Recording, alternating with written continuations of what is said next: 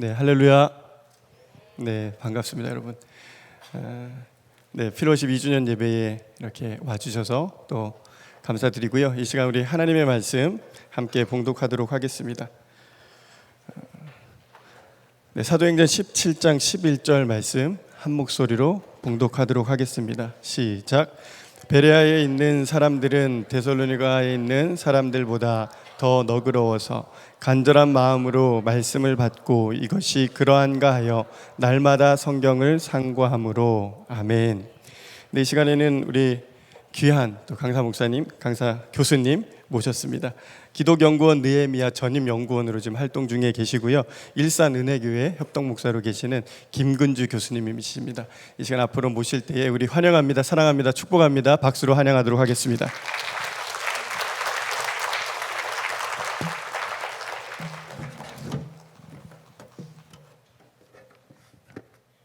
예, 만나 뵙게 되어서 반갑습니다. 소개받은 김근주입니다. 잘 부탁드리겠습니다. 오늘 우리 함께 읽었던 사도행전 17장 11절은 베레아에 있던 사람들에 대해서 소개를 하고 있습니다. 바울이 어디에 가든지 간에 유대인 회당에 먼저 들어가서 복음을 증거했고요. 데살로니가에 갔을 때는 격렬한 반대에 직면했었는데 베레아에 갔더니 반응이 달랐더랬습니다. 그래서 사도행전의 저자, 우리 누가라고 알려져 있는 이 사도행전의 저자는 베레아 유대인들을 평가하기를 더 너그럽다라고 그렇게 평가를 했습니다. 이 더 너그럽다라고 이렇게 번역이 되어 있지만 여기에 쓰여 있는 헬라말, 우리 신약 성경은 왜 헬라어로 쓰였지 않습니까? 그 헬라말 단어는 좋다라는 접두어하고 그 다음에 족보, 가문 뭐 이런 뜻을 가진 단어, 이 두 개가 결합된 것입니다. 즉 좋은 가문, 뭐 좋은 뭐 집안, 뭐 이런 단어인 셈인 거죠. 그래서 요걸 반영하는 게 뭘까 할 때 우리 지금 쓰는 게 개역 개정판이지만 이전에 쓰던 게 왜 개역 한글판이지 않습니까? 우리 여기 연세 있으신 분들은 아마 기억나실 것도 같습니다. 개역 한글판에는 여기 베레아 사람들을 더 너그럽다 대신에 뭐라고 번역했는지 혹시 기억이 나실런지요? 그렇죠. 누군가가 말씀하셨습니다만 신사적이다, 뭐 이렇게 번역이 되어 있습니다. 저는 그 번역이 이 가문, 좋은 집안 뭐 그런 거하고 좀 더 가까운 게 신사적일 것 같아요. 다만 그 번역이 틀린 번역인 까닭은 신사만 그런 게 아니라 숙녀도 마찬가지지 않습니까? 그래서 신사적이라는 번역은 남녀 차별적인 번역, 남자 위주의 번역이기 때문에 전 그딴 번역은 절대 성경에 들어와서는 안 된다라고, 성경은 남자와 여자 모두를 포괄하게 번역이 돼야 되지 남자에게만 해당이 될 그런 표현들로 남녀를 다 아우르는 것은 부적절하다라고 생각을 합니다. 그래서 신사적은 없어지는 게 맞겠습니다만 너그럽다는 개인의 성품이지 않습니까? 지금 근데 바울이 누가복음의 저자가, 이 사도행전의 저자가 말하고 싶은 건 개인의 성품이지 않습니다. 바울이 전하는 복음을 듣는 자세에 대해서 이야기하는 것이라는 점에서 너그럽다라는 번역은 저는 꽝이다라고 생각을 해요. 그렇다면 뭐가 좋을까? 좋은 가문, 좋은 집안이니 뭐 우리말에 영어로는 노블이라는, 우리 밤에 영어하면 귀신 나오겠습니다만 하여튼간에 이 노블이라는 단어가 있겠고 순 우리말은 아니지만 한자말을 써보자면 고귀한, 기품 있는 요 정도가 전 여기에 쓰인 헬라말 단어를 잘 반영하는 우리 표현이겠다 싶습니다. 베레아 사람들은 고귀했대요. 기품이 있었다라는 겁니다. 그럼 궁금해지는 게 무엇을 가리켜서 고귀하다는 거지, 무엇을 가리켜서 기품 있다라고 하는 거지 싶은 거죠. 우리 보통 고귀하다, 기품 있다를 정말 말 그대로 집안이라고 생각해요. 우리 그래서 교인들 중에도 가끔 그런 분들이 있습니다. 자기네 집안에 무슨 뭐 국회의원이나 장관이 있으면 그 집안이 뭐 괜찮은 집안인 것처럼 말하는 분들이 가끔 있지 않습니까? 전 그분들에 대해서 우리가 한마디로 해줄 수 있는 말이 웃기고 있네, 우리 그렇게 표현해야 되지 않겠습니까? 뭔 예수 믿는데 집안에 대통령이 있어요, 장관이 있어요, 국회의원이 있어요. 그딴 거 자랑할 거라면 저 늘 권하고 싶은 게 교회 다니지 마시라고, 예수 믿지 마시라고. 뭔 예수를 믿었는데 그런 집안을 자랑하고 우리 집에 판사님이 있대요, 우리 집에 뭐 검사님이 있대요. 뭐 어쩌라고. 그거하고 예수님 믿는 것하고는 뭐 10원어치도 연관이 없는 이야기이지 않겠습니까? 가문이 자랑할 것이지 않습니다. 집안이 자랑할 것이지 않겠지요. 그러면은 바울은 바울이 아니라 제가 자꾸 바울이라고 표현하는데, 바울의 전도 여행 중에 이 내용을 가리켜 사도행전의 저자는 무엇 기품이 있다고 표현하느냐? 그 다음 내용을 보니 저는 두 가지로 표현했다라고 생각합니다. 첫 번째가 간절한 마음으로 말씀을 받았다라고 되어 있습니다. 고귀함의 첫 번째 조건입니다. 간절한 마음으로 말씀을 받았다. 이게 아멘 했다는 뜻이지 않습니다. 지금 베레아 유대인들은 태어나서 한 번도 못 들어본 예수의 십자가와 부활이라는 이 엄청난 이야기, 금시초문의 이야기를 듣는 것입니다. 이게 어떻게 믿길 수가 있겠습니까? 처음 듣는데 이게 어떻게 납득이 될 수가 있겠습니까? 그래서 간절한 마음으로 말씀을 받았다라는 건 아멘했다, 믿었다라는 뜻인 것이 아니라 바울이 전하는 걸 진지하게 귀 기울였다, 그런 뜻이다라는 거죠. 그에 비해 요전에 있던 데살로니가 같은 경우는 바울이 이걸 전하자 듣기 싫어하면서, 이 데살로니가 유대인들도 베레아 유대인들도 딱 알았습니다. 바울이 전하는 복음이라는 게 자기네들이 지금껏 가지고 있던 하나님 신앙의 근본을 뒤흔든다라는 걸 누구든 알아차릴 수가 있었습니다. 저 사람 말대로 하다가는 내 삶의 전부를 다 흔들겠구나. 그러자 데살로니가 유대인들은 격렬하게 반대하면서 바울을 죽이려고 했고, 베레아 유대인들도 똑같았을 겁니다. 이 바울의 복음 앞에서 흔들흔들하는 걸 느꼈고요. 근데 이분들이 어떻게 하느냐? 간절한 마음으로 받았다, 믿었다라는 것이 아니라 진지하게 귀를 기울였다 해서, 저는 고귀함의 첫 번째 조건이 뭐냐, 제가 그럴싸하게 표현을 만들어낸 게 진리에 대한 진지한 자세라고 저는 그렇게 이름을 붙였습니다. 진지함의 반대말이 뭘까요? 저는 냉소라고 생각을 합니다. 냉소하는 것. 언제 우리 냉소하겠습니까? 제가 20대 때 막 우리 20대 청년들이 가지는 어떤 그런 특징이 있잖아요. 뭐 열정이라든지 뭐 뜨거움이라든지 뭐 이런 것이 있지 않습니까? 그러자 30대 직장인 선배들이 그러더라고요. 너 지금 20대니까 그렇지, 너 30대 봐라, 직장 생활하면 그거 쉽지 않다, 뭐 그러더라고요. 제가 30이 되었습니다. 정말 그런가요? 30이 되었습니다만 그 선배들은 또 40대가 되어서는 저한테 너 아직도 그러냐? 40대 돼봐라, 인생 호락호락하지 않다 그러더라고요. 제가 40대가 되었습니다. 그 양반들 50대가 되어서 똑같은 소리예요. 저 이제 50대 중반을 가까이 다가가고 있습니다. 그 양반들 60대가 되어서 또 저한테 그런 소리를 해요. 제가 지금 와서는 거의 확신이 생겼습니다. 이 양반들은 평생 단 한 번도 진리 때문에 뜨거워져 본 적이 없을 거라고, 정의 때문에, 가난한 이웃 때문에 가슴이 두근두근하고 삶의 이 근본이 왔다 갔다 하는 경험을 아마 20대건 60대건 단 한 번도 해본 적이 없는 사람이겠다. 전 그런 생각이 이제 점점 듭니다. 어쨌거나 개인적으로는 결심을 해요. 한번 평생 끝까지 붙어보자 싶은 마음이 들기도 하고 그렇습니다. 제일 끔찍한 게 뭐냐? 되도 않은 냉소. 마치 인생을 겁나 많이 산 것처럼, 엄청나게 많이 경험하기라도 한 것처럼 진리를 부르짖고 정의를 외치고 뭐 이런 걸 인간의 근본적인 자유를 이야기하고 그럴 때 마치 뭘 다 아는 것처럼 냉소하는 사람들이 있습니다. 저는 냉소는 결코 진리에 도달할 수 없을 거라고, 아무리 똑똑해도 우리 이제 알지 않습니까? 예수 그리스도를 믿고 그분의 가르침을 따라 평생을 살아가는 건 대학을 어디 나왔냐, 공부를 잘했냐, 이딴 것하고는 아무 상관이 없습니다. 누가 진리에 대한 진지한 자세가 있는가? 전 그것이겠다 싶습니다. 그 다음에 두 번째가 이것이 그러한가 하여 날마다 성경을 상고했다. 이것이 그러한가 하여, 이게 무슨 말인가요? 안 믿기더라는 거예요. 바울이 뭐라 말하는데 예수라는 분이 죽으셨고 부활하셨대요. 그분이 그리스도래요. 이렇게 말하는데 안 믿기더라는 거죠. 그래서 에이 뭐 그럴까 봐, 안 그럴 텐데 진짜 그럴까? 이게 여기 나와 있는 이것이 그러한가 하여. 그래서 어떻게 하나요? 성경을 상고했대요.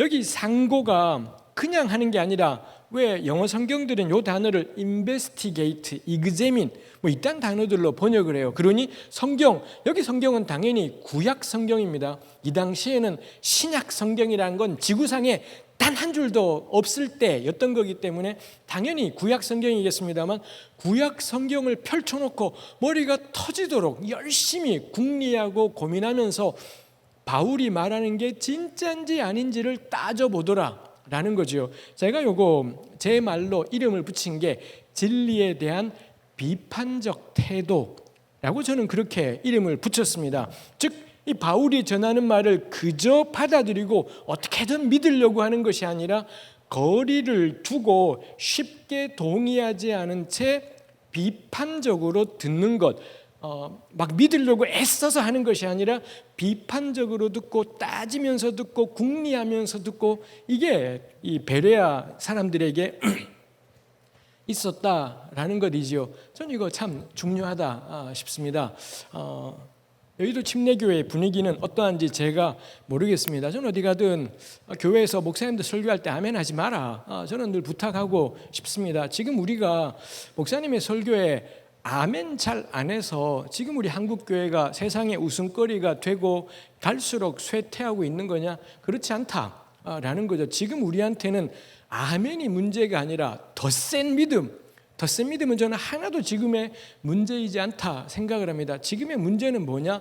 대체 이 교회들에서 선포하고 가르치는 복음 자체가 진짜인 건지, 정말로 하나님 말씀을 제대로 전하고 있는 건지, 이게 의심스러워요. 뭐 교회가 걸핏하면 자기 새끼한테 교회를 줘버리지를 않나, 교회가 별의별 짓들이 있는데도 목사가 생 말도 안 되는 짓들을, 뭐 장로님들이 생 말도 안 되는 짓을 하는데도 그냥 교인들이 입 닥치고 찍소리도 하지 않고 그냥 순종하고 뭐 이런 일들이 있지 않습니까? 우리 이런 것들 보면서 아니, 교회가 이게 사람의 연약함이 아니라 대체 복음이라는 것 자체가 제대로 증거되고 있는 건지, 정말 진리가 전파되고 있는 건지, 그거 자체가 문제가 된 게 저는 오늘 우리의 시대라고 생각합니다. 지금 우리에게 필요한 건 더 큰 믿음, 절대 더 큰 믿음이지 않다라고 생각을 해요. 무엇을 믿을 건지, 정말로 복음 자체가 있는 건지 전 그게 관건이다라고 생각합니다. 근데 우리 비판하기 어렵지 않습니까? 우리 머릿속에, 분명히 머릿속에 뇌가 있고 생각할 수 있습니다만, 전 대부분의 그리스도인들이 주일날 교회당에 들어오는 순간 머리 뚜껑을 열고 뇌는 끄집어내서 자동차 안에다가 두고 텅 빈 머리인 채로 들어와서 목사님의 말도 안 되는, 여기도 침례교회 목사님이 그렇다는 것이 아니라 전체적으로 일반적으로 표현해서 말하는 것이겠습니다만, 말도 안 되는 소리가 막 강단에서 나오는데도 그냥 듣고, 그리고 집에 갈 때 다시 머릿속에다가 뇌를 집어넣고, 전 이러는 경우들도 많이 있다 싶기도 합니다. 들으시면서 느끼겠지만 제 말이 약간은 지나치고 치우친 것이 있겠습니다만, 과장해서 표현하자면 그렇겠다 싶습니다. 해서 이 두 가지, 누가 고귀한 사람인가요? 집안이 좋은 사람, 뭐 학벌이 좋은 사람, 절대 그딴 거하고 고귀하고, 뭐 집안에 돈이 겁나 많고 유지인 사람, 그딴 거하고 고귀함하고는 눈꼽만치도 연관이 없어요. 뭐가 고귀인가요? 진리에 대한 진지한 자세, 그리고 진리에 대한 비판적 태도, 이 두 가지가 있을 때 이걸 가리켜서 고귀하다, 기품 있다라고 표현하는 것입니다. 제가 오늘 남은 시간에 이 성경 읽기에 대해서 이런저런 말들을 나누려고 합니다. 제가 우리 교우들에게, 여의도 침례교 교우들에게 부탁드리고 싶습니다. 제가 어디 가든 이야기해요. 제가 오늘 나누는 말씀은 절대 하나님 말씀이지 않습니다. 저는 하나님 말씀을 전하는 것이 아니라 하나님 말씀에 대한 제 생각을 전하는 것, 제 잔머리를 전하는 것입니다. 그러니 제가 나누는 것에 아멘하지 마십시오. 다만 제 강의를, 뭐 강의든 제가 속한 교회에서 설교할 때도 저는 그 부탁을 해요. 제가 나누는 설교를 하나님 말씀이라고 착각하지 마시라고, 하나님 말씀에 대한 제 생각을 나누는 것이기 때문에 전 제 강의나 설교를 듣는 가장 좋은 자세는 뒤로 등을 기대고, 할 수만 있다면 다리를 꼰 채로 어디 한번 떠들어나 봐라. 저는 그 자세가 제 강의를 듣는 제일 좋은 자세라고 생각합니다. 절대 동의하려고 하지 마시고, 마음을 어떻게든 받아들이려고 하지 마시고, 비판적으로 뒤로 한 걸음 물러나서 뭐 그럴까 봐, 진짜 그럴까, 이게 저는 강의를 듣는 가장 좋은 자세라고 생각합니다. 그리고 말씀드린 것처럼 전적으로 저의 잔머리, 하나님 말씀에 대한 저의 잔머리 이니 저 따위로 생각하는 사람도 있구나. 전 그 정도면 충분하겠다 싶은 것이 있습니다. 그래서 제가 오늘 좀 심한 말을 하더라도 별소리 다 하네 정도로 생각하시고 들으시면 좋을 것 같습니다. 시간이 썩 많지는 않습니다만 우리 성경을 읽을 때 가장 기본적인 원칙은 뭐냐? 문맥에 따른 읽기라는 게 이 성경 읽을 때 이건 거의 확립된 이야기입니다. 왜 문장이 하나 있지 않습니까? 문장의 의미는 문장에 있지 않고 문맥에 있다. 이렇게 표현을 하는 거죠. 문맥이라는 게 한 문장을 둘러싼 앞뒤의 내용들을 우리가 왜 문맥이라 그러지 않습니까? 가령 누군가가 갑이 을에게 들어가서 눈 좀 붙이지 그래 이렇게 말을 했다면 우린 그 의미를 안다고 생각을 해요. 근데 그 사람이 들어가더니 1번 누워 잘 가능성이 있겠고요. 푹 쉬면서 누워 잘 가능성이 있겠고, 근데 두 번째 가능성 들어가더니 인형에 눈을 붙이는 알바를 계속했더라. 이럴 가능성도 있지 않겠습니까? 들어가서 눈 좀 붙이지 그래. 우리는 이 의미를 안다고 생각을 해요. 근데 아마 이 의미는 가서 쉬라는 의미일 겁니다. 근데 이 문장의 의미를 확정하는 것은 뭐냐? 요 문장 가지고는 알 길이 없어요.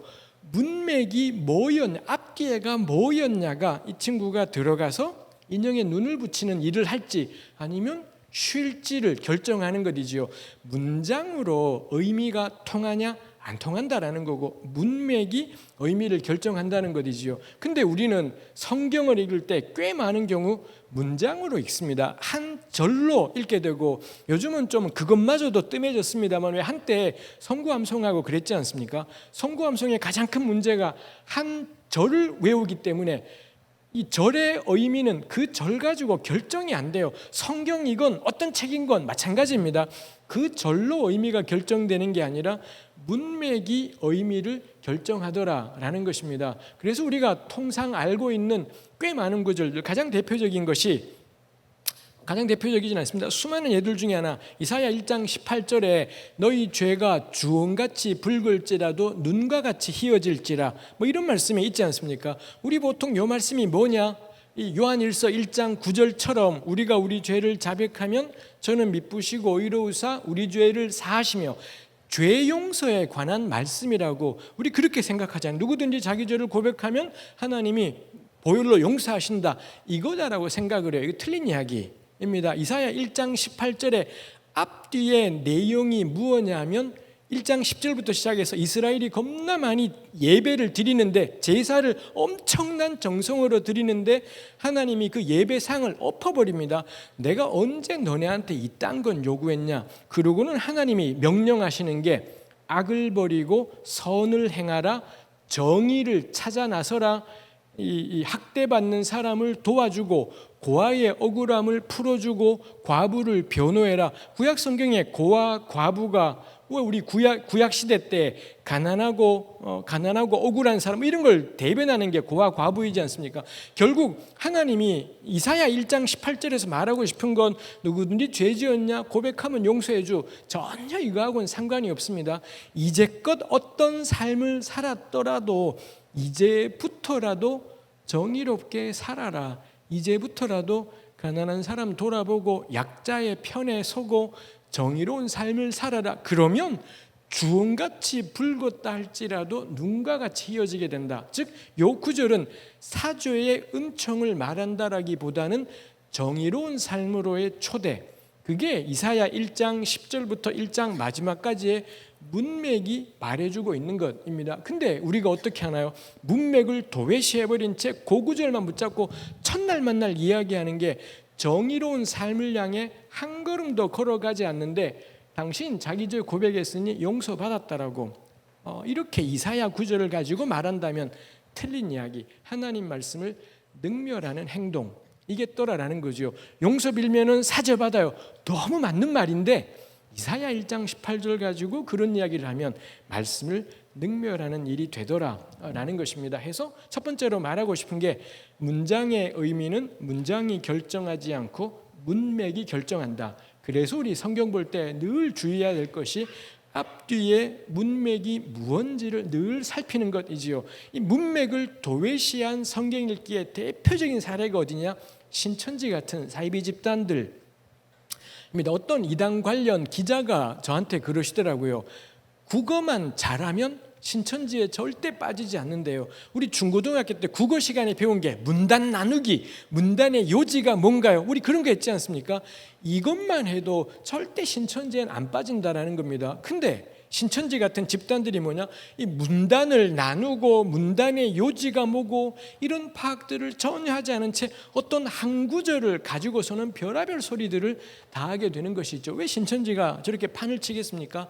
대부분 꽤 많은 우리네 교회들 역시 문맥을 주의해서 살펴보는 것이 아니라 한 구절을 가지고 별의별 되도 않는 소리들을 많이 했기 때문에 신천지는 그거를 극단적으로 밀고 나가는 거고, 그러니 저는 신천지가 득세하는 가장 근본적인 까닭은 우리네 교회에서의 설교가 문맥을 도외시한 설교였기 때문이다. 성경을 볼 때 국어책 보는, 문학서적 보는 마음으로 주의 깊게 앞뒤를 살피고 해야 되는데, 근데 우리가 그렇게 하지 않는다는 거죠. 이게 참 역설이지요. 우리는 원체 성경이 하나님 말씀이라는 생각이 원체 강렬하다 보니 이거에 대해서 비판적으로 읽는다라는 게 불가능해져 버렸습니다. 그냥 우리는 성경의 어느 구절이든 그냥 하나님 말씀이기 때문에 의심하지 않고 문제 제기하지 않고 그냥 받아버리는 게 되었습니다. 저는 이게 신천지의 온상이다라고 생각해요. 머리 굴리지 않고 비판하지 않고 이리 생각하고 저리 생각하지 않고 이런 것들이 저는 이런 사이비들의 득세를 가져왔다 싶습니다. 이해는 되지요. 우리가 하나님 말씀을 함부로 해서는 안 되기 때문에 이 세상에 어떤 학자들은 막 성경 말씀을 함부로 하는데 그 사람들로부터 하나님 말씀을 지키고 보호하고 싶은 마음이 우리에게 있다라는 거 전 충분히 이해가 됩니다. 저도 역시 마찬가지였고요. 근데 제가 어느 날 깨달았습니다. 제가 그런 불타는 열심이 있어. 제가 고1 때부터 예수 믿었는데 하여튼 불타는 열심이 있어서 하나님 말씀을 공격하는 사람들하고 막 싸우기도 했습니다만 어느 순간에 깨달았습니다. 오라, 이거 웃긴다 싶었던 것이죠. 성경은 하나님 말씀이고요. 전 죄인이에요. 흠도 많고 결점도 많고 어리석은 죄인이지요. 근데 죄인인 제가 성경을 지키고 보호하려고 애쓰고 있더라고요. 제가 깨달은 게 이거 말도 안 되는 짓이다. 성경이 날 지켜야지, 성경이 날 보호해야지, 뭔 대도 않게 내가 성경을 보호하려고 난리치냐 싶었습니다. 그때부터 제가 가능한 한 그 짓거리를 안 하려고 애를 써요. 제가 할 일은 뭔가요? 하나님 이거 안 믿겨요라고 말하는 것입니다. 하나님 이게 성경이 이게 말이 돼요? 이렇게 되고 이렇게 되는 게 이게 말이 돼요? 의문을 제기하고 문제를 제기하고 시비를 하나님께 걸고 이런, 저는 죄인이기 때문에, 저는 어리석은 자이기 때문에, 무지한 자이기 때문에, 근데 하나님 신뢰해요. 그럼 제가 할 건 문제 제기하고 시비 걸고 따져보고, 이게 연약한 사람이 해야 될 일인 거고요. 권능의 하나님께서 하실 일이 뭐겠습니까? 그런 우리의 질문에 대해서 뭐라고 응답하시고 타이르시고 가르치시고 진리 가운데로 인도하시고, 그건 하나님께서, 그건 성령께서 행하실 일이겠더라라는 것입니다. 전 성경을 이제 더 이상 보호하지 않습니다. 성경을 보호하는 분은 하나님이시지 절대로 우리가 보호하는 것이지 않습니다. 우리가 할 일은 뭔가요?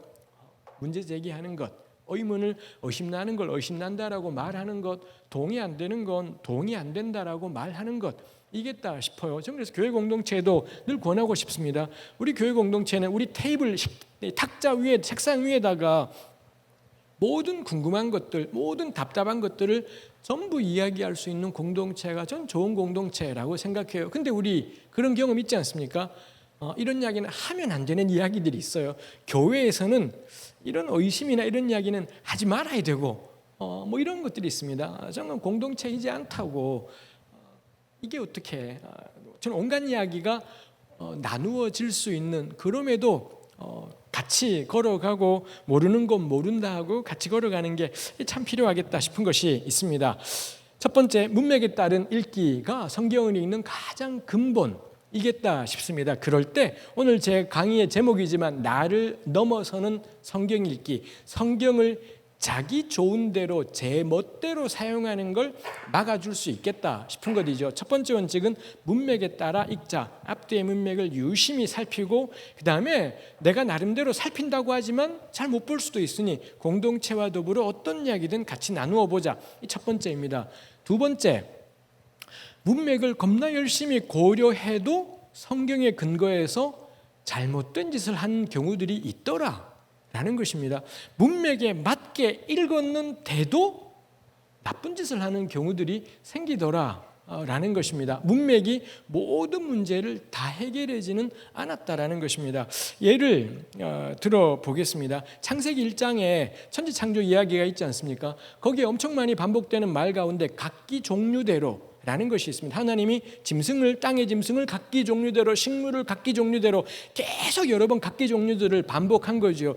성경에 어떤 표현이 반복된다? 강조인 거예요. 강조하고 싶은. 그래서 우리 깨닫게 되는 게 이 생명체는 각기 종류대로, 사자는 사자대로, 양은 양대로, 사람은 사람대로, 꽃은 꽃대로 다 존귀하고 아름답고 귀한 것이구나. 우리 당연히 그런 결론을 내릴 수 있겠지요. 그리고 이 결론의 근거에서 각기 종류대로 그 다양함들을 존중하고 인정할 수도 있을 겁니다. 가령 히틀러 시대 때, 이 독일 히틀러 시대 때 이 나치가 독일을 집권했을 때, 우리 히틀러 시대 때 수많은 사람들이 죽임을 당했습니다. 우리 아는 것처럼 유대인들이 한 600만 가량이 죽었다 그러지 않습니까? 왜 유대인을 죽이는가 하면 이 돈만 밝히는 더러운 유대인들하고 독일인하고 자꾸 결혼을 한다라는 거죠. 이 우수한 독일 남자, 독일 여자가 열등한 유대인 남녀랑 결혼하면서 독일인의 피가 더러워진다라고 생각을 하는 것이죠. 그래서는 어떻게 하냐? 유대인들을 쫓아내든지 죽여버리든지.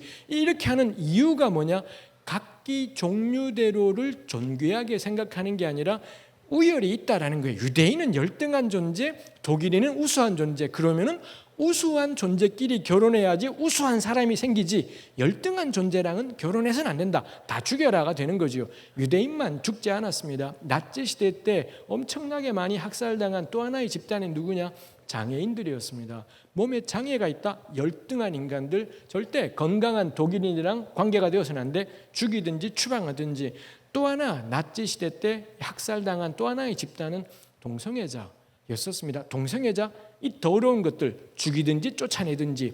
공통점, 유대인이나 장애인이나 이 동성애자나 이 우월한 독일인이 있는데 이 우수한 피에 열등한 것들, 이들은 다 몰아내거나 제거하라 해서 어마어마한 사람들이 학살당한 적이 있더라이지요. 우리 창세기 1장의 말씀, 각기 종류대로 요 말씀을 묵상하게 될 때 이 나치가 했던 일이 정말 하나님을 거역하는, 유대인과 장애인과 동성애자를 학살했던 것이 진짜 하나님을 거역한 천인공노할 짓이었다라는 것을 창세기 1장 가지고 이야기해 볼 수가 있겠더라이죠.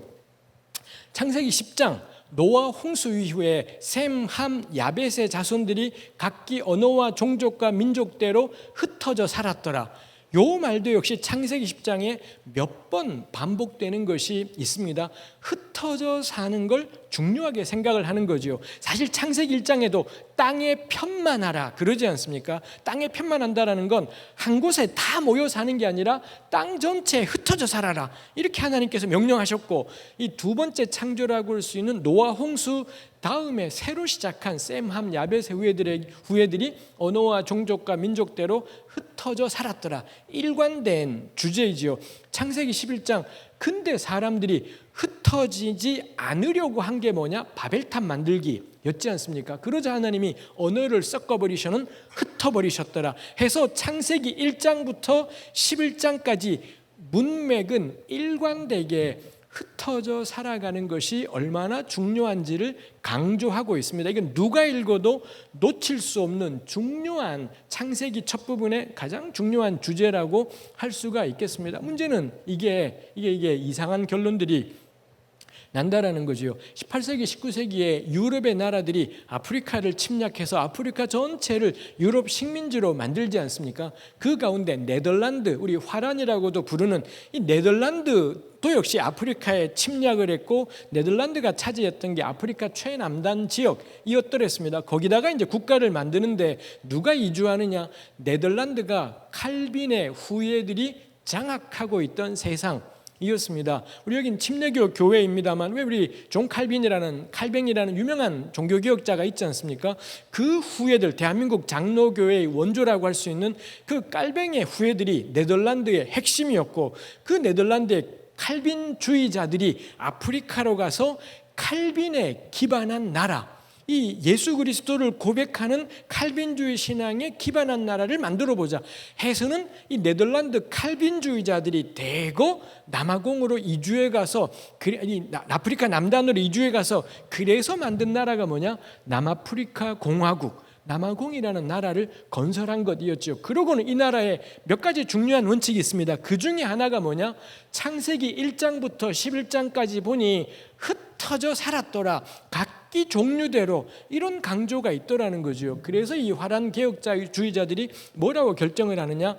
백인은 백인들끼리 살고 흑인은 흑인들끼리 살고, 당시에 인도인들이 남아공에 꽤 있었던 것 같습니다. 인도인은 인도인끼리 살고, 백인하고 흑인은 결혼해서도 안 되고, 백인이 이용하는 버스에 흑인이나 인도인이 타서도 안 되고, 뭐 백인이 가는 식당에 흑인이나 인도인이 가서도 안 되고, 이 자기 지역을 넘어서도 안 되고, 딱 이렇게 구분을 해놓은 것이죠. 이 정책의 이름이 뭐냐? 아파르트헤이트. 들어보셨습니까? 아파르트헤이트라고 인종 분리 정책이죠. 이분들의 취지는 뭐냐? 창세기 1장 11장에 보니 각기 종류대로 흩어져 살았더라. 그럼 그거 적용, 우리는 어떻게 하지? 백인끼리, 흑인끼리, 인도인끼리 따로따로 살아야 된다, 뭐 이런 것이었습니다. 우리 이거 알지 않습니까? 인류의 가장 마지막까지 남은 극심한 차별 정책. 이 남아공에 백인들의 수는 한 줌도 안 되었습니다. 이 백인들이 모든 부를 다 독점한 채 백인 거주 지역은 뭐 유럽처럼 어마어마하게 깨끗하고 멋지게 꾸며놓고, 흑인과 인도인 거주 지역은 그야말로 더럽게 짝이 없게 뭐 예산을 주지를 않으니 극심한 빈곤과 고통 속에 살게 두고, 근데 일체 왕래선 안 되고, 사실 흑인이 백인 거주 지역에 왔다 가는 그날로 경을 치게 되는 뭐 이런 일들이 있었더라라는 거죠. 우리가 알고 있는 데스몬드 투투 주교라든지 넬슨 만델라, 이런 분들이 앞장서서 싸웠고, 결국에는 남아공에 이 새로운 정부가 들어서면서 넬슨 만델라, 흑인이 남아공의 대통령이 되면서 아파르트헤이트가 공식적으로 철폐된 지 이제 우리 몇십 년 되지 않았더랬습니다. 이런 경우가 있더라라는 거죠. 성경을 문맥에 맞게 해석했는데, 그래서 적용이 어떻게 되느냐? 흑인 차별 정책, 흑인들과 인도인들의 삶을 절망으로 몰아넣는 그 근거가 뭐냐? 성경이 쓰이는 일이 있더라라는 거죠. 이게 여기만 있지 않습니다. 미국 남북 전쟁 때 링컨이 이끌었던 북부는 노예 해방을 이야기했고, 남부는 노예 해방을 반대해서 전쟁이 났지 않습니까? 그때 미국 남부의 교회, 그 미국 남부 지금도 마찬가지입니다. 지금도 사실은 우리 여기 하여튼간에 미국 남부의 교회, 우리 바이블 벨트라고 보통 이야기하는 조지 부시 부자를 낳았고, 지금도 왜 트럼프인지 화투인지 아닌 양아치 같은 대통령을 낳았던, 겁나 독실하기 짝이 없고 보수적이기 짝이 없는 미국 중서부 남부의 이 교회들이 온 힘 다해 외친 게 뭐냐? 노예 해방 반대였었습니다. 근거가 뭐냐? 바울이었습니다. 바울이 에베소서 6장에서 종을 향해 육체의 상전에게 죽게 하듯 복종하라 한 거고요. 여기 한 구절만 했으면 뭐 이게 문제가 될 텐데, 바울 서신 전체의 문맥, 골로새서에도 그게 나오고, 디도서에도 나오고, 그 다음에 베드로 전서에서도 나오고, 신약 성경 곳곳에 너 종인 채 부름받았냐? 종으로 그냥 있어라. 육체의 상전이 너를 괴롭히더라도 죽게 하듯 순종하라. 이런 말씀이 도처에 있더라라는 것입니다. 미국 남부 교회가 그때 뭐라고 설교를 하나요? 주님을 향한 열심으로, 복음을 향한 열정으로 뭐라고 외치느냐? 흑인 노예는 사랑할지언정 해방시켜서는 안 된다. 왜냐? 성경에 그래 돼 있다. 종은 육체의 상전에게 죽게 하듯 순종하라고 명백히 성경에 되어 있지 않냐. 그러니 노예 해방을 부르짖는 건 하나님 말씀을 가벼이 여기는 자유주의자들이나 그렇게 외치는 거지, 바울이 말한 것을, 이 에베소서를 하나님 말씀으로 인정한다면 노예 해방을 지지해서는 안 된다. 이게 미국 남부 교회, 중남부 교회들의 논리였었습니다. 우리 알지 않습니까? 이런 소리를 전문적인 말로 개소리라고 우리 그렇게 말해야 되지 않겠습니까? 아니 바울이 그딴 데 써먹으라고 흑인 노예들의 그 끔찍한 고통이 있는데 그 참혹했던 역사가 있는데 근데 이 미국 백인들이 흑인들을 앉혀놓고 그러는 겁니다. 저 형제님 사랑해요. 근데 저는 사랑하는데 성경이 형제님을 해방시켜서는 안 되고요. 형제님은 백인이 아무리 못되게 당신을 괴롭혀도 죽게 하듯 순종하세요. 하나님이 도와주실 겁니다. 이거 우리 알잖아요. 진짜 못되면 가장 못된 사람이 이런 집단들이지 않겠습니까? 차라리 그냥 난 성경에 뭐가 없어. 흑인 노예는 다 죽어야 돼. 이렇게 말하면 차라리 속이라도 시원할 텐데 형제님 겁나 사랑해요. 형제님을 너무 귀하게 여겨요. 전 정말 해방시켜주고 싶어요. 근데 성경에 이런 끔찍한 우리 기독교인들이 늘 하는 짓거리가 이런 짓거리들이 엄청 많지요. 성경 가지고서는 사람 능멸하고 억압을 정당화하고 고통을 모른 채 하고 우리 성경 가지고 대통령이 미친 짓을 끝 그렇습니다. 거기까지 하고 다시 가겠습니다. 노예제도 이 노예제도가 간단하지 않은 게 성경에서 이야기한다라는 거예요. 성경은 노예제도를 지지하는 것 같은 발언들이 문맥을 아무리 따져도 성경은 노예제도를 폐지하라고 일체 말하지 않더라라는 것입니다. 그래서는 문맥에 따라 성경을 읽었더니 어떤 결과가 생기냐? 노예 해방 반대 이런 결론이 나오더라죠. 이것뿐인가요? 바울이 고린도전서에서 여자는 교회에서 잠잠하라 라고 이야기를 했습니다. 그리고 고린도전서의 또 다른 곳에서 여자의 머리는 남자이니 여자가 남자를 가르치는 것과 주관하는 것을 허용하지 않는다. 이 이야기를 했지 않습니까? 여자의 머리는 남자래요. 남자의 머리는 그리스도래요. 이게 놀라운 게 남자의 머리는 그리스도. 우리 저 남자입니다. 남자의 머리 저는 예수님께 전적으로 순종하고 우리 주님을 경배하고 찬양하고 그가 말씀하시면 잘 못하지만 해야 된다라는 생각을 해요. 그럼 여성도 남성에게 그래야 되는 건가요? 남자가 머리이신 주님께 하듯 여자도 여자의 머리가 남자라면 여자도 머리인 남자에게 남자가 말하면 잘 못해도 어떻게든 순종하려고 하고 높이고 귀히 여기고 이래야 되는 거냐? 우리 여기 자매님들은 그래야 된다라고 생각하십니까? 바울은 그렇게 명백하게 글을 기록해 두었습니다. 이런 것들이 있지 않습니까? 그래서 어떤 일이 있느냐? 교회는 줄기차게 여성 참정권을 반대했습니다. 여자들에게 투표권을 주는 걸 반대했습니다. 왜냐? 여자에게 투표권을 준다라는 것은 그 여자가 자기가 후보로 나서서 당선될 수도 있다라는 것입니다. 근데 가령 한 도시의 시장이 여자가 되는 것입니다. 그럼 여자는 근데 그 도시에는 여자만 있는 게 아니라 남자도 있지 않습니까? 근데 여자의 머리는 남자인데 근데 그 여자가 시장이나 대통령이 돼서 전체를 남자들을 이래라 저래라 하는 그런 상황이 생기지 않습니까? 이 어떤 그리스도인들은 성경을 겁나 열심히 보더니 바울이 여자는 조용해라 궁금하냐?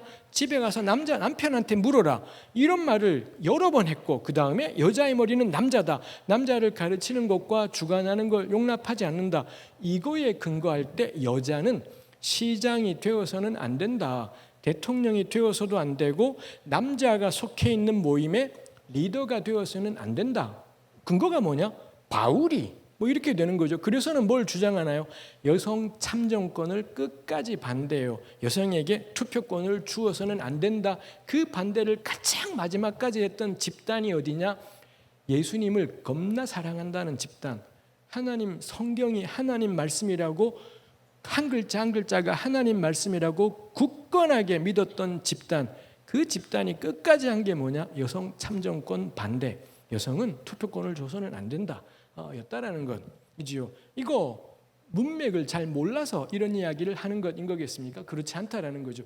문맥을 겁나 열심히 봐도 이 구약 성경에는 신약 성경에는 이런 식의 이야기들이 있더라라는 것입니다. 해서 제가 나누고 싶은 첫 번째 나를 넘어서는 성경 읽기의 가장 근본이 뭐냐?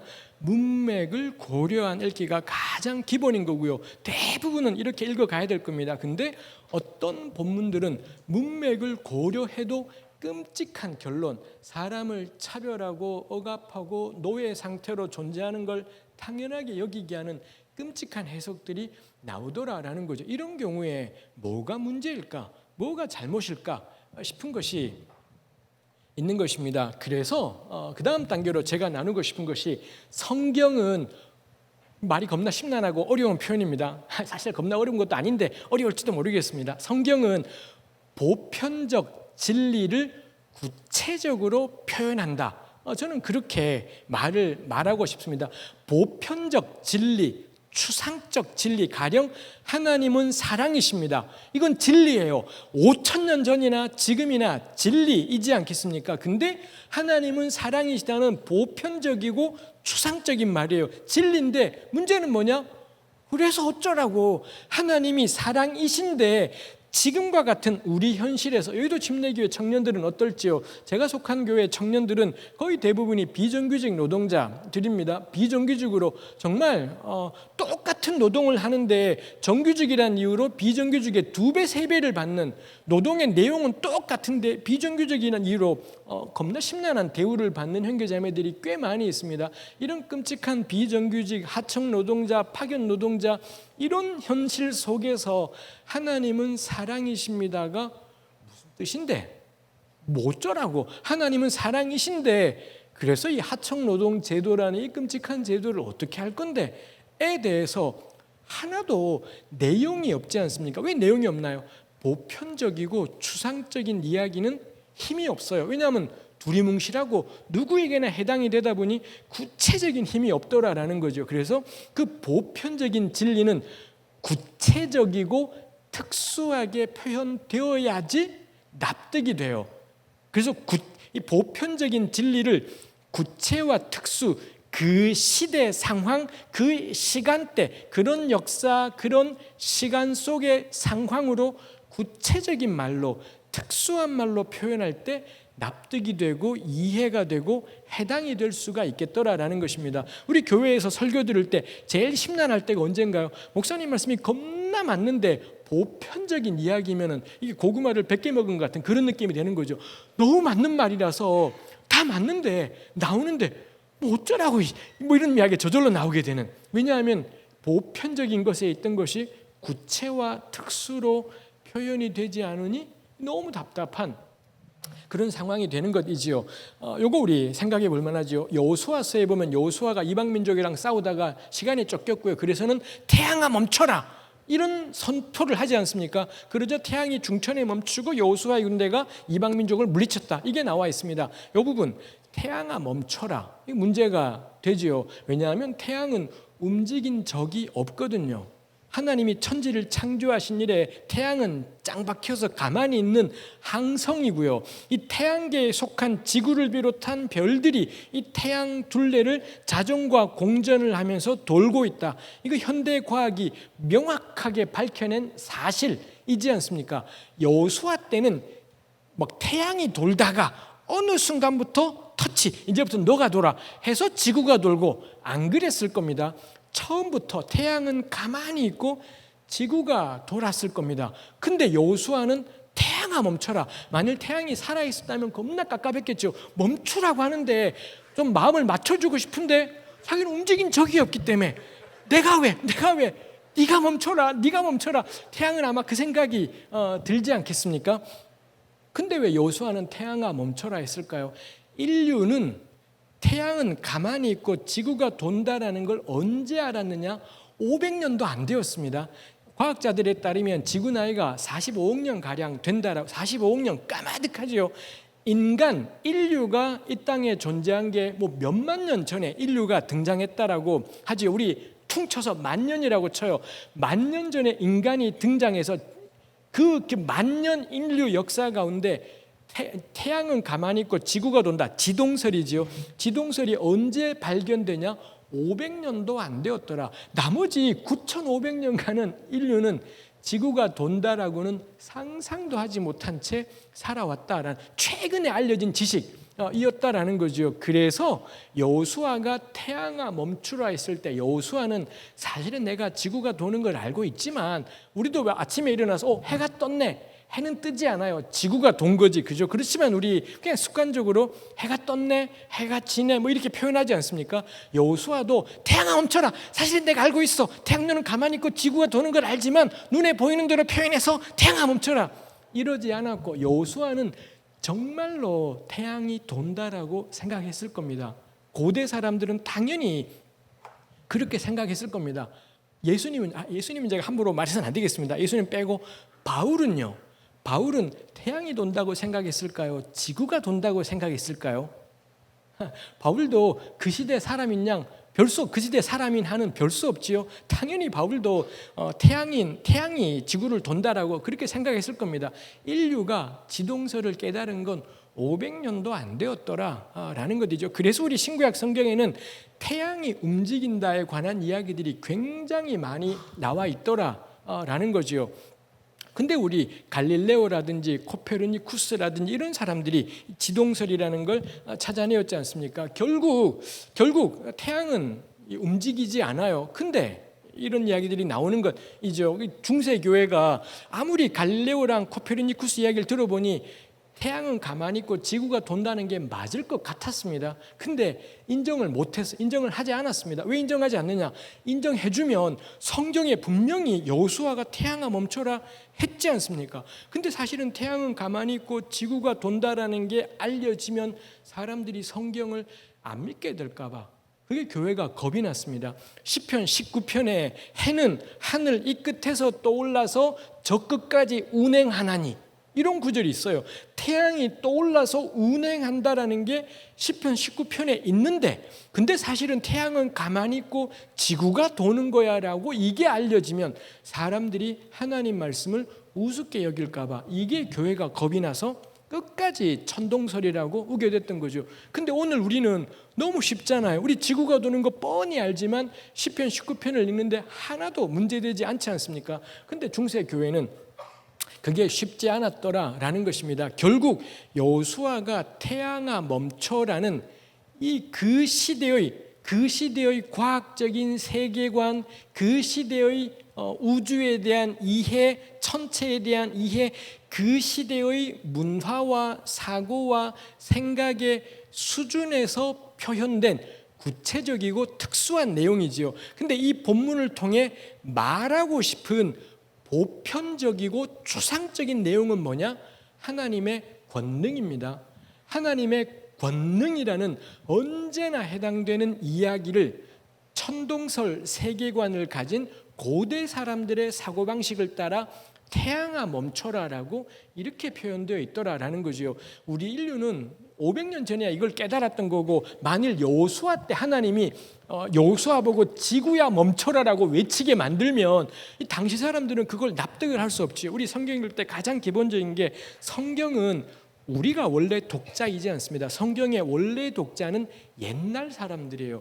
그 옛날 사람들의 문화와 과학과 세계관, 우주관을 사용해서 표현된 것이더라는 거죠. 이게 그래서 하나님의 권능이라는 보편적 진리를 태양아 멈춰라라는 구체적이고 특수한 말로 표현한 것, 그게 여호수아서에 나오는 표현이다라는 거죠. 근데 우리의 잘못은 뭔가요? 성경에 있는 구체와 특수한 표현을 보편적인 거라고 생각해 버리는 겁니다. 그래서 중세교회는 여호수아가 태양아 멈추라 하자 이게 영원한 보편적 진리라고 생각했습니다. 그래서 마틴 루터가 그런 이야기를 했대요. 그때 당시가 이 코페르니쿠스 갈릴레오 당시입니다. 이런 지동설자들이 지구가 돈다라고 말하자 루터가 말하기를 이런 바보 멍청이들, 너네들 말대로 지구가 태양 둘레를 돈다면 여호수아는 태양아 멈춰라가 아니라 지구야 멈춰라라고 말했어야 되지 않냐. 근데 너네가 성경보다 더 위에 있냐? 이런 바보들이라고 루터가 말했습니다. 오늘 우리 알아요. 루터가 바보지 않습니까? 루터가 바보지, 루터가 착각한 것, 나머지의 모든 것에 루터가 맞는 것이 있겠습니다만 이 부분은 착각인 거죠. 이렇게까지 이야기하니 겁나 우리 복잡해지고 있습니다만 제가 나누고 싶은 것은 성경은, 특히 구약 성경은 보편적인 진리, 영원한 진리를 그 시대의 문화와 세계관을 사용한 구체적이고 특수한 걸로 표현했다 라는 것입니다. 근데 우리의 잘못은 뭐냐? 그 성경에 쓰여 있는 구체와 특수가 보편이라고 착각을 해버리는 거예요. 그래서는 태양아 멈춰라의 근거에서 천동설을 주장하는 것인 거고요. 가령 성경에 엿새 동안 7일 동안 세상을 창조하셨다. 이건 고대 사람들의 표현으로 표현한 것입니다. 근데 우리는 그거를 글자 그대로 24시간짜리 7일 동안에 천지를 만든 거라고 딱 잘라서 주장을 해버려요. 아닐 거다라는 거죠. 넷째 날이 되어야지 태양과 달이 제 위치를 차지하면서 징조와 사시와 날짜, 즉 날짜가 생겼다라는 건 자전 공전을, 겁나 심란한 말이지만 자전 공전을 한다라는 거지 않습니까? 넷째 날 돼야 자전 공전이 돼서 이게 날짜가 생기는 건데, 이미 첫째 날부터 빛이 있으라 하신 그날부터 저녁이 되고 아침이 되니, 저녁은 어떻게 되는 거지? 저녁은 지구가 자전 공전을 해야지 저녁이 되는 거예요. 그건 넷째 날부터예요. 근데 첫째 날에 이미 저녁이 되고 아침이 되니 첫째 날. 이거 창세기를 기록하신 분은 우리보라고 적은 글이지 않아요. 겁나 오래전 3000년 전 사람들을 향해 이 하나님의 창조에 대해서 말하고 싶은 것이기 때문에 당시 사람들의 과학적 수준을 가지고서 표현한 것이죠. 근데 창세기 1장을 가지고 24시간짜리 7일이다. 그래서 지구가 6000년 전에 만들어졌다라고 이야기해요. 전 이게 이런 걸 우리 보통 창조 과학이라 그러지 않습니까? 이거 헛소리입니다. 왜 헛소리겠습니까? 구약 성경은 그 시대의 구체와 특수로 표현된 건데 그걸 보편적인 걸로 여겨버리니 지구 나이가 6000살이라는 이런 황당한, 과학자들한테는 씨도 먹히지 않을 이야기를 하는 것이지요. 가령 창세기의 또 다른 특징이 이 가인이 아벨을 죽이고는 쫓겨날 때 사람들이 자기를 죽일까 봐 겁내지 않습니까? 제가 늘 성경 속에 들어가고 싶어요. 가인 여기 앉아보라고 제가 말씀을 좀 드리겠다고. 가인 너가 아버지 아담, 너가 엄마 하와, 네 동생 아벨, 인류가 4명이었는데 네가 네 동생을 죽였어. 즉 인류의 4분의 1을 죽여버린 겁니다. 그럼 남은 사람이 누구냐?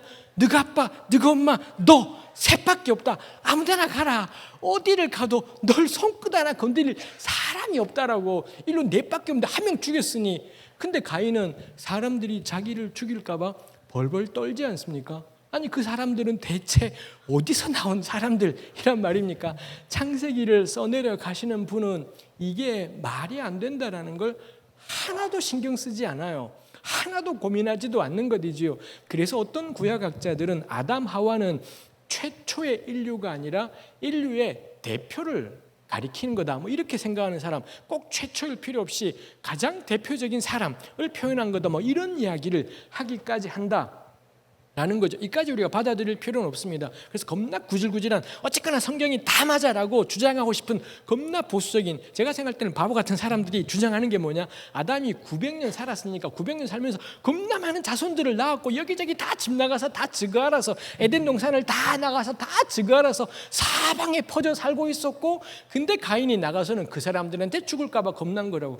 이거 하나님 말씀에 대한 대단한 열심입니다만 저는 헛소리라고 생각을 해요. 이게 말이 되는 소리? 그럼 전부 다 4천 아니면 6천 뭐 이렇게 되는 건데 죽을까 봐 겁내고, 이 상식적으로 하나도 납득되지 않는 소리죠. 훨씬 괜찮은 건 창세기는 이런 거 답하고 싶은 책이지 않은 거예요. 창세기는 이 빈칸들을 전부 메우려고 하는 책이 아니라 죄가 어떻게 생겨나게 되는지, 죄가 뭔지 뭐 이거 말하고 싶은 것이 있더라라는 것입니다. 해서 여기까지의 이야기의 결론이 뭐냐, 벌써 시간이 겁나 많이 가고 있습니다만 이제 마음이 막 아주 초조해지기 시작했습니다만 제가 나누고 싶은 것에 아직 절반 정도 왔는데 벌써 시간이 허덕허덕하고 있습니다. 보편적인 진리가 있습니다. 근데 그 보편적인 진리는 그대로 선포되면 내용이 없어요. 우리 현실하고 안 맞기 때문에. 그래서 성경은 그 보편적인 진리를 그때 그 시대의 구체와 특수로 표현해요. 그래야지 살아 있습니다. 가장 대표적인 사례는 예수님이에요.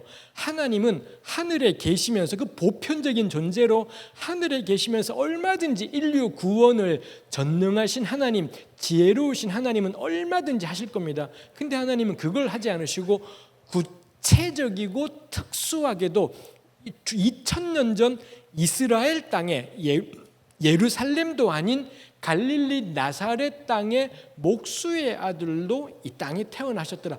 진짜 구체적이고 특수한, 그래서 영원히 살 수 없는 힘들고 배고파하고 괴로워하는 사람의 모습으로 이 땅에 2000년 전 로마 제국 시대의 식민지 유다의 그것도 변두리 지방인 갈릴리 나사렛의 그것도 목수의 아들로 태어나셨더라. 이게 보편이 구체가 된 가장 대표적인 사례라고 할 수 있겠다라는 것입니다. 근데 우리 그 예수님을 보고 하나님은 남자셔, 헛소리이지 않겠습니까?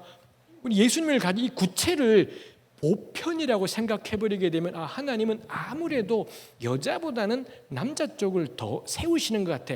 틀린 이야기, 틀린 이야기이겠다라는 이런 것들이 다 어디서 생기나요? 구체와 특수를 보편이라고 착각해버릴 때 문제가 생기는 것이지요. 그럼 우리 쉬워지는 게 바울이 왜 노예 제도에 대해서 그런 식의 표현을 했을까요? 인류는 노예 제도가 언제 폐지되었을까요? 우리나라만 해도 100년 전 1918년에 조선 땅에는 종이라는 사람이 존재했다라는 겁니다. 200년 전 조선 땅에는 양반 상놈의 이 질서라는 게 엄연했지 않습니까? 조선은 양반 상놈의 이 질서가 무너지면 나라가 망하기라도 할 것처럼 난리법석을 떤 게 언제냐? 200년 전까지도 이런 양반 상놈, 종이라는 게, 노예라는 게 존재했다라는 겁니다. 바울은 지금부터 2000년 전이에요. 2000년 전의 사람들은 노예 해방이라는 건 상상도 할 수 없는 그 시대의 문화와 세계관이 전혀 아니었던 것이더라라는 거죠. 그래서 바울은 그 시대 사람들을 위한 사역자였었기 때문에 영원한 하나님의 진리를 노예 제도가 너무 당연한 시대의 사람들을 향해 선포했기 때문에 그 영원한 진리가 노예 제도라는 구체와 특수를 통해 표현되었다라는 거지요. 근데 미국 남부교회의 착각이 뭔가요? 그 구체와 특수를, 노예 제도를 사용한 구체와 특수를 보편이라고 생각해버린 겁니다. 그럼 어떻게 되냐? 노예 제도는 하나님이 인정하셨어. 이런 끔찍한 이야기들이 나오는 것이지요.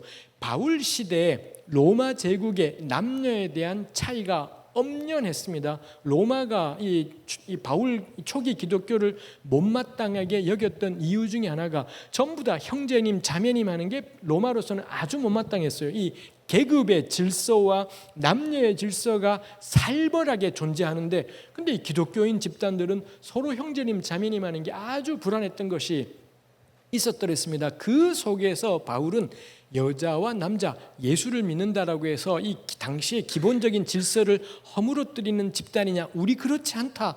그래서 바울이 이 부부에 대한 이야기를 여러 번 강조해서 이야기하는 것이 있더라라는 것입니다. 전 요거 구체와 특수라는 거죠. 바울이 여자는 교회에서 잠잠하라. 이거 자꾸 우리가 보편이라고 생각을 해요. 그래서는 대한민국의 어떤 교단들은 아직까지도 여자는 목사가 안 돼. 근거가 뭐냐? 바울이 여자는 교회에서 잠잠하라 이렇게 말했다라는 걸 주장을 해요. 제가 열이 빡 받는 게 똑같은 그 고린도전서에 있습니다. 똑같은 고린도전서에 보면 여자들 교회에서 기도할 때 머리 길러라 아니면 뒤집어 써라 이렇게 하지 않습니까? 여기도 침례교회 자매님들께서는 주일 예배 드릴 때 머리에 뭐 뒤집어 쓰십니까? 안 뒤집어 쓰잖아요. 개무시하고 안 지키지 않습니까? 근데 똑같은 고린도전서에 여자들 머리에 뭐 뒤집어 써라 개무시해요. 여자는 교회에서 잠잠하라 하나님 말씀이래요. 헛소리이지 않겠습니까? 요 구절은 왜 그대로 받으시나요? 저 구절은 왜 내팽개치시나요? 기준이 뭐예요? 없습니다. 기준이 있지 않습니다. 그냥 어떤 구절들은 그대로 받고요. 어떤 구절들은 걷어차버리는 이런 것들이 있더라는 거. 전 이러면은 이거는 말이 안 된다. 말이 안 된다라고 생각을 해요. 좋은 해석은 일관되어야 됩니다.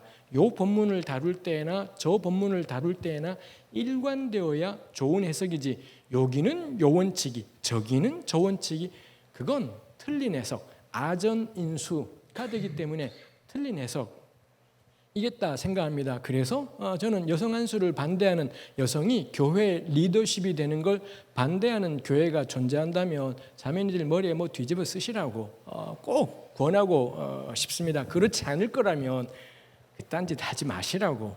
자매건 형제건 남자건 여자건 다 하나님의 형상이라고 피차 복종하는 것이 그게 복음의 진리가 근본적으로 말하는 것이지 그게 성경이 쫄깃하게 이야기하는 바이지 글자 가지고 그 시대의 구체와 특수로 표현된 걸 가지고 이게 보편이라고 말하는 건 여호수아가 태양아 멈춰라 이거 붙잡고 천동설이 진리라고 말하는 것하고 하나도 다를 바 없는, 그리고 그런 분들은 반드시 노예 제도도 지지해야 돼요. 여성에게 투표권을 주어서는 안 되는 것인 거고요. 자매님들은 교회에서 찍소리도 하지 말고 모든 궁금한 건 집에 가서 남편에게, 이럴 경우 문제는 뭐겠습니까? 결혼 안 한 자매들은 누구한테 물어봐야 되지? 뭐 부모님이랑 산다면 아버지겠고요. 그럼 독립해서 혼자 사는 비혼 자매님들은 누구한테 물어봐야 되지? 옆집 남자한테 물어보나? 교회 담임 목사님한테 물어보나? 누구한테 물어봐야 되겠습니까?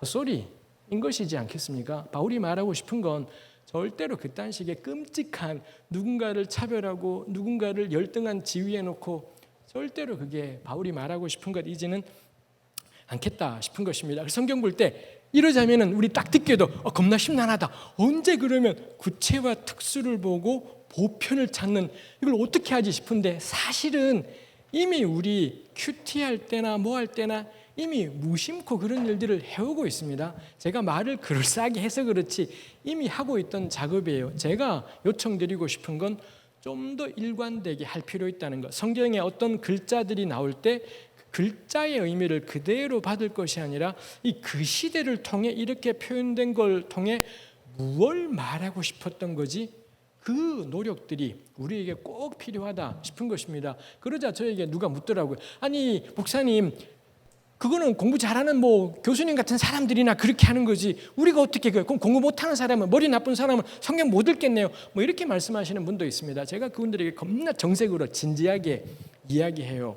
만일 그거 안 하실 거라면 이건 머리의 문제이지 않습니다. 이 말씀이 진짜 의미하는 게 뭐지, 그거 따져 묻지 않으실 거라면, 그거 따져 묻다 몰라 목사님께 여쭤봐야지. 평생 목사가 없으면 성경을 한 줄도 해석하지 못하는 바보 멍청이가 될 거라고 저는 확신을 해요. 교회는 목사가 만들어가는 것이지 않습니다. 교회의 주인은, 교회에서 성경을 가르치는 사람은 절대 목사뿐이지 않습니다. 우리 개신교 신앙, 침례교도 포함된 개신교 신앙의 출발점이 뭐냐? 만인 제사장이에요. 목사가 제사장인 것이 아니라 모든 그리스도인이 제사장이라는 것. 이게 우리 개신교 신앙의, 그리고 제가 믿기로는 성경이 말하는 가장 근본적인 것입니다. 내가 성경을 해석해야 한다는 것. 우리가 이 말씀 보고 궁리하고 따지고, 그리고 자기 혼자 하다 보면 틀린 생각을 할 수도 있지 않겠습니까? 그럼 목사님이 교정하는 게 아니라 공동체인 겁니다. 공동체에 이걸 끄집어내고 나누었더니 그 공동체 안에 목사라는 지체들이 있어요. 신학을 좀 더 공부한 지체가 있는 거죠. 그래서 목사님에게 도움을 받는 게 아니라 공동체에게 도움을 받는다라고 표현하는 게 저는 맞겠다 생각을 해요. 이 안에는 신학을 좀 더 공부한 지체도 있고요, 직장 생활을 좀 더 많이 한 지체도 있어서 이 그리스도의 몸된 공동체가 우리를 진리 가운데로 이끌어 가겠더라라는 것입니다. 그러니 성경을 해석할 수 있는 것을 절대 목회자에게 넘겨서는 안 된다라는 것. 제가 지금 목사님 휩자라는 게 목적이 아니라, 저도 목사입니다. 그렇지만 절대로 목회자가 좌지우지하는 교회가 되는 것이 아니라 우리 힘으로 성경 읽고 공동체와 더불어서 나누고, 그게 개신교 교회인 거고요. 그게 우리에게 정말로 필요한 전통이겠다 싶은 것이 있습니다. 시간이 갔지만 한 가지만 더 가장 중요한 것을 나눌 것이 있습니다. 이런 여러 가지 본문들이 있을 때 그러면은 이 성경 전체를 관통하는 기준 같은 것, 이게 구체와 특수를 통해 말하는 것이 무엇이냐 할 때 가령 노예제도 같은 것들을 볼 때 이 구체와 특수라고 생각할 수 있지만 기준 같은 게 뭘까 싶은 것이지요. 그럴 때 우리 예수님께서 너무 잘 말씀해 주신 것이 있습니다. 이 율법학자가 예수님 찾아와서 가장 큰 계명이 어느 계명이 가장 큽니까? 라고 여쭈었을 때 예수께서 하나님 사랑, 이웃 사랑 이렇게 말씀하시지 않습니까? 이게 특이한 게 제일 큰 계명, 제일 큰 건 한 개인가요? 두 개인가요? 한 개가 제일 큰 겁니다. 근데 제일 큰 게 뭐예요? 하나님 사랑, 이웃 사랑. 아니 제일 큰 게 뭐냐니까요? 하나님 사랑, 이웃 사랑. 이 양반이 진짜 뭐 이렇게 열받아야 될 텐데, 근데 예수님하고 율법학자하고 사이좋게 우와 대단하십니다, 우와 너 뭘 좀 아는구나, 막 이렇게 대화가 오가지 않습니까? 즉 제일 큰 걸 물었는데 하나님 사랑, 이웃 사랑 둘로 대답하신 것 같았는데 이 두 분의 대화가 통했다라는 겁니다. 그건 뭔가요? 하나님 사랑, 이웃 사랑은 두 가지가 아니라 한 가지. 한 가지였다라는 것이지요. 하나님 사랑. 우리 여의도 침례교회 형제 자매님들은 교우들께서는 하나님을 사랑하자 어떻게 실천하시겠습니까? 뭘 어떻게 하면은 하나님을 사랑하는 것인 건가요? 우리 대표적으로는 예배하는 것이 하나님 사랑하는 것이다라고 해요. 하나님의 높으심을 찬양하고 경배하는 것이 이 하나님 사랑이라고 생각합니다. 저는 그렇게 생각하지 않습니다. 가령 저에게 딸이 둘이 있습니다. 얘네 이미 다 컸습니다. 얘네 나중에 결혼해서는 엄마 아빠 너무 좋아요. 맨날 저보고 엄마 아빠 너무 좋아요. 그러고 결혼해서도 첫날 만날 우리 집 찾아와서 엄마 아빠 너무 좋아요. 그러면 우리 끔찍할 겁니다. 오지 마라. 근데 계속 와요. 몰래 이사가고 주소 안 알려주고 우리 그러지 않겠습니까? 인간인 저도 우리 딸아이들이 제 딸아이들이 엄마 아빠 너무 좋아요 그러면 지긋지긋해요. 누가 첫날 만날 나 좋다고 하는 걸 그거 좋아할 사람은 아첨꾼이나 그딴 거 좋아하지 그거 좋아할 존재가 누가 있겠습니까? 근데 하나님이 맨날 우리가 하나님을 경배하는 걸 겁나 좋아하신다?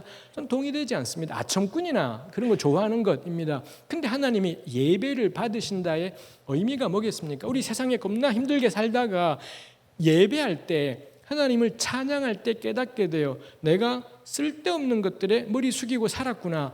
하나님이 하나님이신데 그가 나의 하나님이시면 내가 사실은 겁날 것이 없는데 수많은 것들 때문에 눈이 어두워져서 마땅히 경배할 그분을 잊어버리고는 엉뚱한 데다가 대가리 숙이고 손 비비고 난리법석을 떨었던 것이지요. 우리 그래서 예배하게 되면 정말로 경배할 그분이 누구인지가 명료하게 돼요. 하나님이 뭐가 기쁘겠습니까? 이게 기쁜 겁니다. 하나님께 예배하러 나온 자들이 마땅히 예배할 그분은 한 분 하나님이구나. 그럼 그 사람은 세상의 그 어떤 것에도 머리 숙이지 않고 담대하고 당당하게 일상을 살아가지 않겠습니까? 그게 하나님을 기쁘시게 하는 거죠. 저는 그런 점에서 예배는 우리에게 유익이겠다. 하나님 사랑이라기보단 우리에게 유익이겠다 싶어요. 우리 옆에 있는 연인들을 아내를 사랑한다고 할 때 어떻게 사랑하나요? 그럼 그 아내가 좋아하는 뭘 하지 않겠습니까? 근데 하나님은 뭘 하고 싶어도 눈에 보이지가 않습니다. 하나님은 일체 형상을 못 만들게 했습니다. 유일하게 하나님의 형상으로 만드신 게 뭔가요? 유일하게 하나님의 형상으로 만든 거 그렇죠? 사람밖에는 없어요. 하나님을 사랑하는 유일한 길이 뭔가요? 함께 살아가는 사람 사랑하는 것입니다. 곁에 있는 사람 소중히 여기는 것. 하늘에 있는 하나님 겁나 사랑해요. 됐다 고마 싶은 거죠. 그건 됐고 그럼 우리가 해야 될 일이 뭔가요? 내 곁에 있는 이 징글징글한 사람들을 사랑하고 귀히 여기는 것.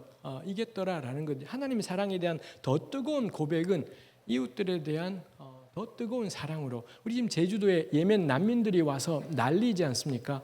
이 난민들 쫓아내란 소리가 허다해요. 난민들이 들어오면 치안이 불안해진다. 일자리가 줄어든다.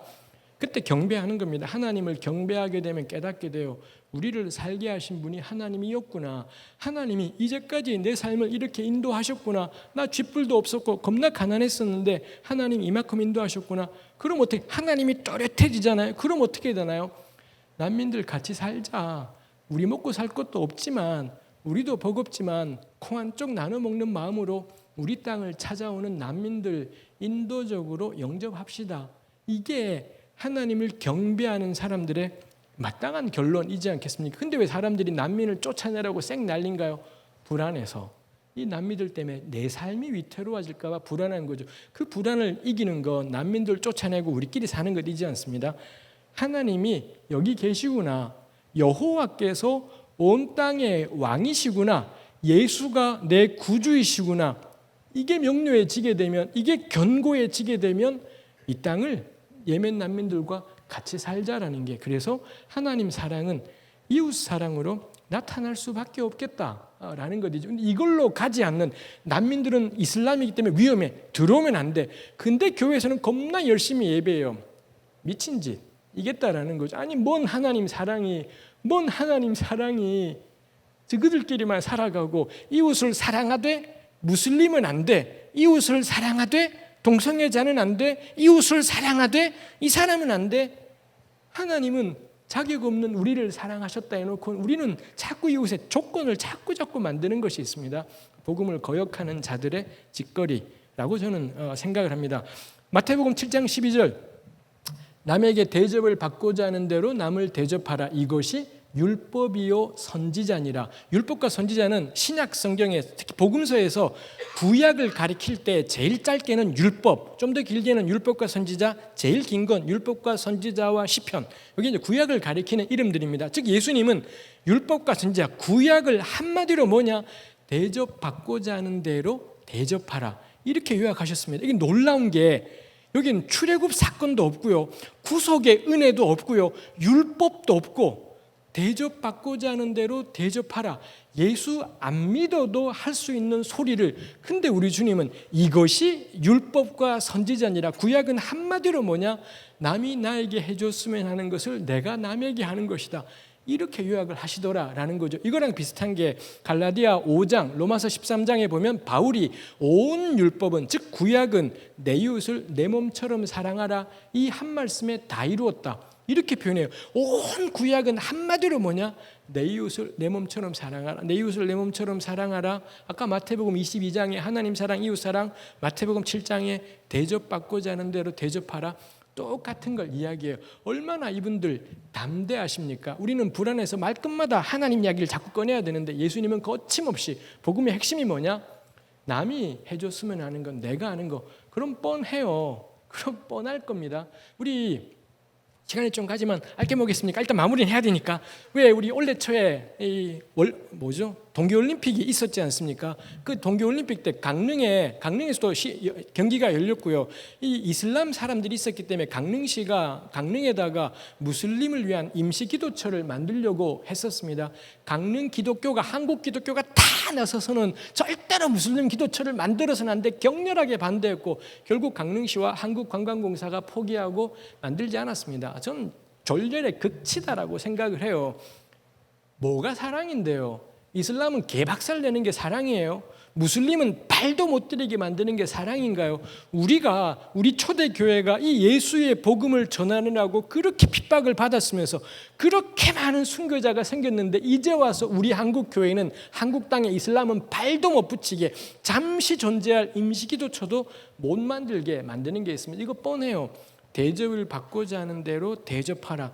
요 말씀 붙잡고 그 사건을 곰곰이 생각하는 겁니다.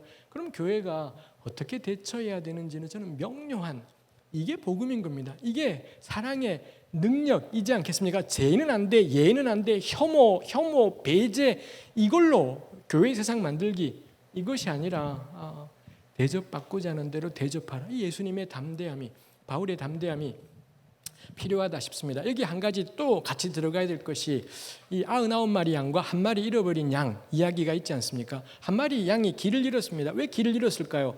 분명히 뭔가 문제 있는 양일 겁니다. 맨날 사고치고, 경상도 말로 왜 해찰한다 표현인, 맨날 해찰하고 딴 데 보고 이러다 보니 자꾸 뒤처지는 거죠. 주인이 한 마리를 포기하고 99마리를 챙기는 겁니다. 이 99마리는 주인이 자기를 챙기니 좋긴 합니다. 근데 생각할 때 내가 만일 길을 잃으면 주인이 나를 포기하겠구나. 내가 만일 이 대열에서 낙오하면은 주인이 나를 찾지 않겠구나. 그럼 이 99마리는 그 다음부터 어떻게 되나요? 미친 듯이 달리면서, 미친 듯이 뛰면서 낙오하면 죽는 겁니다.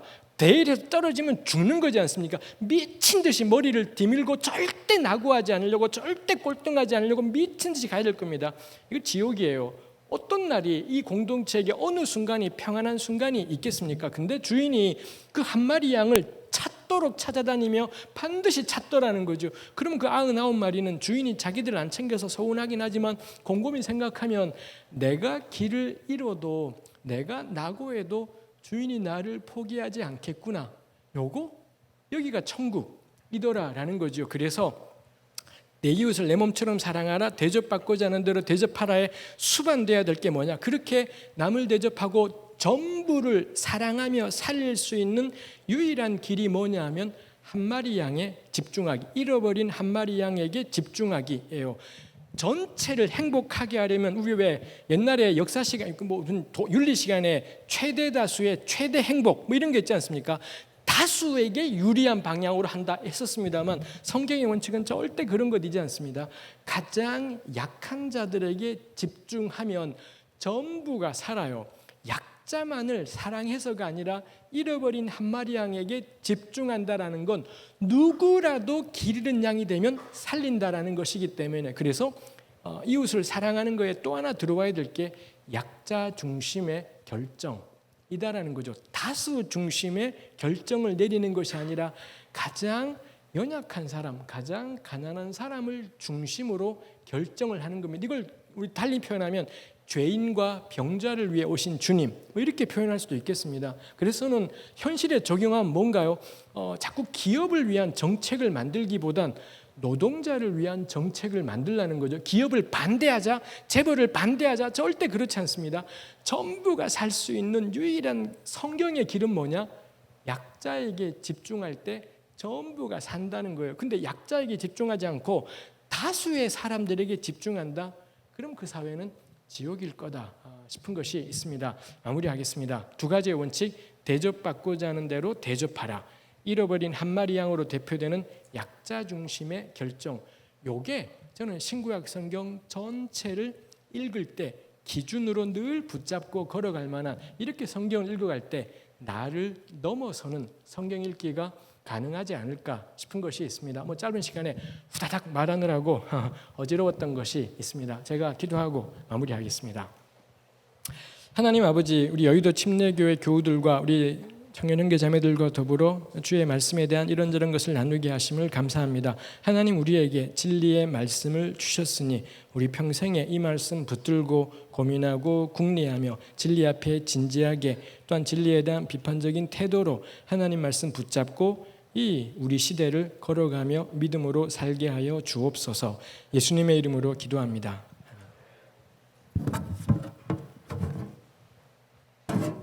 네, 귀한 말씀 나눠주신 우리 김금주 교수님한테 우리 감사합니다라고 우리 박수로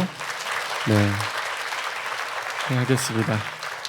그래, 시간이 많이 돼서 제가 마침 기도로 오늘 피로십 예배를 마치도록 하겠습니다.